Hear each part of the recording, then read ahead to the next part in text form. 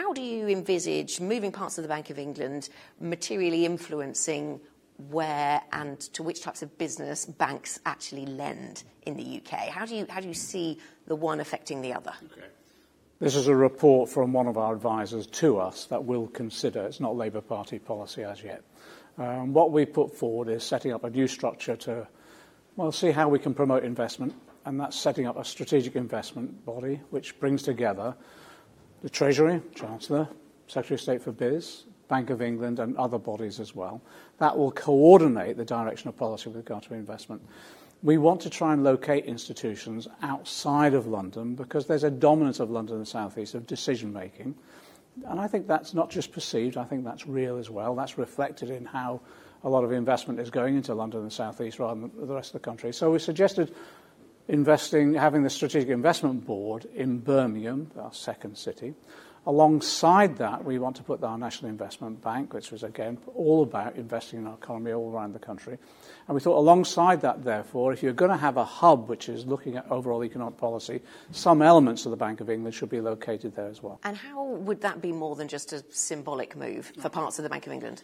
Well, I think it's important to have symbols as well about making sure that people realise this isn't all dominated by decision makers in London and Whitehall and the city.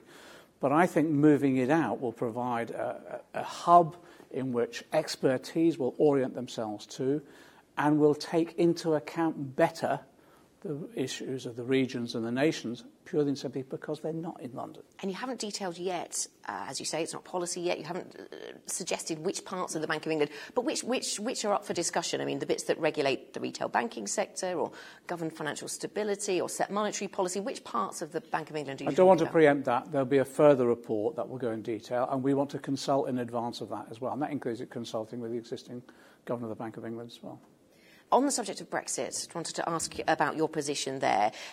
You've set out, Keir Starmer over the weekend and you today have set out how you're not talking about the single market and the customs union, but creating something that is a single market or a customs union perhaps, but outside the existing ones. So does that mean you're looking to recreate as close as possible what we have at the moment? What we've been trying to say is on the single market, we want to be as close to the single market as we possibly can to get tariff-free access, and also to ensure that we protect jobs in the economy overall. So that's where we are at the moment.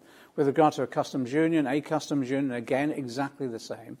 We think we're the only party that can bring together the country again. The country was really divided over Brexit. We've got to reach, we think, a traditional British compromise, which brings both sides together again, those who voted to leave and those who voted to remain, in a compromise which is trying to get the best we possibly can in terms of protecting jobs in the economy. That means the benefits of the single market and the customs union, but overcoming some of the perceived disbenefits that motivated people to vote for Brexit. Does that, as your position is evolving then since the last vote, does it mean that, is there a possibility that you could just advocate staying in the single market and the customs union?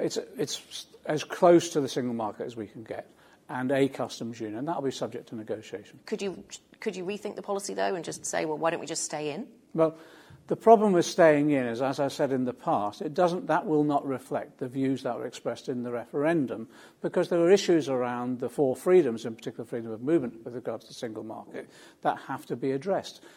I think those issues are going to be addressed anyway, not just in Britain and in the UK, but also across Europe too. So things are moving. That enables us, therefore, to have this relationship, which is as close to the single market as we can get. That will protect the jobs and will protect our economy overall. But that would come at a price, perhaps. The EU 27 might impose some kind of price for that. So what would the price be? Well, that will be subject to negotiations, and we'll have to see that. But I tell you the difference between us and the government's approach. We've always tried to have an atmosphere in our conversations with our European partners, which is one of mutual interest and recognition of mutual trust as well.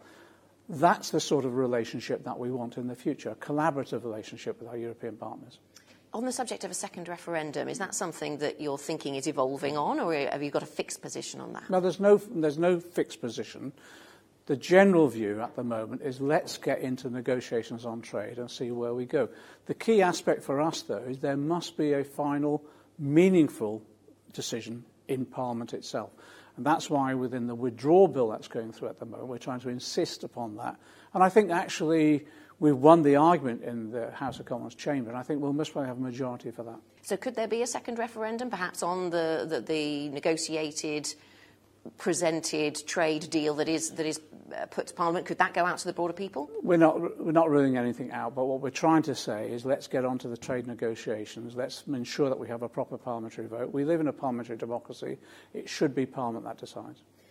I want to ask a little bit about your relationship with business. You seem to be reaching out quite a lot to business, the business community, the finance community, trying to talk to members of the business community. Is this a genuine attempt at two-way conversation around business, or are you just trying to look a bit more centrist than you perhaps have in the past?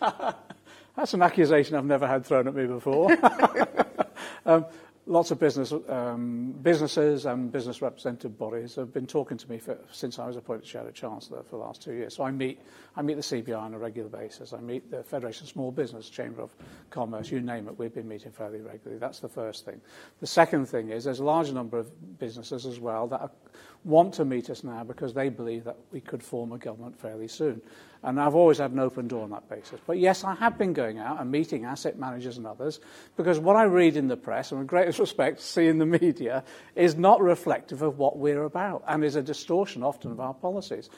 I want people to know where we're coming from, what our objectives are, and how we're going to achieve those objectives. And what's interesting, the more I meet, the more people realise we're on the same page. And you saw that in the report we launched today. So clearly the manifesto that existed for the June vote won't be exactly what you stand on next time when we go to an election. So people maybe are trying to understand the manifesto that we had before. Does that represent the extent of your intentions to take this country towards the left? Or is there further left policy to come? Because some said, actually, if you looked at it, there was a lot of centre-left stuff from a European perspective in your manifesto. But do you have the intention of going further to the left from that? That manifesto was for the last election. It will be the basis upon we form a government if there's an early election. But obviously we'll go forward with a newer manifesto itself. There hasn't been an awful lot of change in our thinking in terms of where we want to go. We've set out our taxation proposals, and again, I've said to people time and time again, there's nothing up my sleeve. If we go into government now, that's what we'll be implementing. But on issues like, as we've seen with the report today, we want to take things further. And the reason I want to take things further, well, look at the last budget. The OBR, downgrading of productivity, demonstrated we've got a crisis that we've got to deal with. That crisis has got to be dealt with by investment. I've been saying this for 2 years, but I'm coming forward now with more detailed proposals about the structures and the operation of those structures that will achieve that investment. So, of course, the manifesto will move on. But, again, what I'm saying is that in terms of the issues that people have raised with me, for example, taxation, we've set out our taxation policy. Income tax, we will not raise income tax on 95% of the population, and even on that 5%, it'll be relatively minor. In terms of the financial transaction tax, we put that forward in our manifesto. That will continue on, but we're going out to consult people in the city and elsewhere, say how do they think it's going to be implemented, and are there any changes they think that we could incorporate to keep them, I think, involved in the process of investment in the long term. And in terms of nationalisations, then, is that list fixed? Because yes, it is. What we've said, let's run through it. We've responded to popular demand to a large extent, particularly in rail. And again, what we're saying there, as the franchise fall out, we'll take them back. Water. We've said energy, we will grow from the grassroots, and we'll look at the national grid at some later date. And we've also said Royal Mail. All of those, they haven't just been plucked out of the air by ourselves.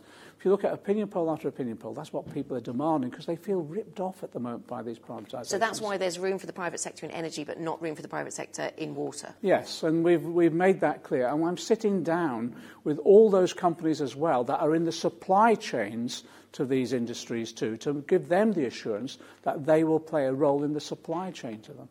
You'll probably have read in the media reports that, well, you've all even talked about capital controls and whether that might be necessary if there were to be a victory for the Labour Party. You haven't talked about it. Maybe you've read about it in the media as I have. Then, are you doing any work on potential need for capital controls? I've had all these questions thrown at me, and I've said time and time, I've never raised capital controls. I've never raised capital controls. Run on the pound. Run on the pound was a question to me, and what did I say? There won't be a run on the pound. There won't be a run on the pound. If you look at our plans, the more you're wargaming? Well, let me finish that. I said there won't be a run on the pound. But if you look at what the proposals we're putting forward, I think there'll be a strong pound under us, because we'll give certainty to all those investors that our economy will be strong and be based upon the investment that we'll want them to contribute to the growth of our economy. Of course, when we go into power, what we want to do is make sure that we can cope with anything that comes at us.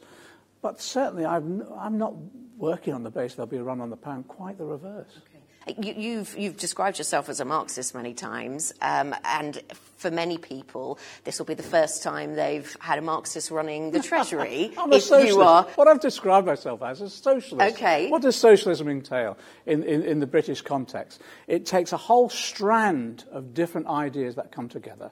So there was an element of Marxism in the development of the Labour Party in the first instance. There was social democracy. There was the Attlee forms of how you manage a government in terms of redistribution of wealth to fund our public services, and Crossland as well, who tackles inequality by development, particularly with regard to training and education, all those ones. All those, I embody virtually all of those trends in the broad church of the Labour Party.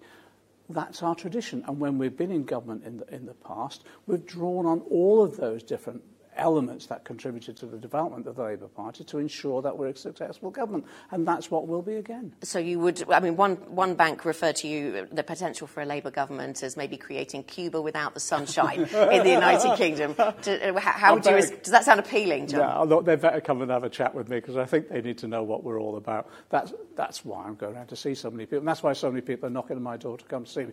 And what's interesting, when we've had those conversations, people go away reassured, because they know what we're about is achieving a prosperous economy which is economically and environmentally sustainable. And, most of them are on that same page.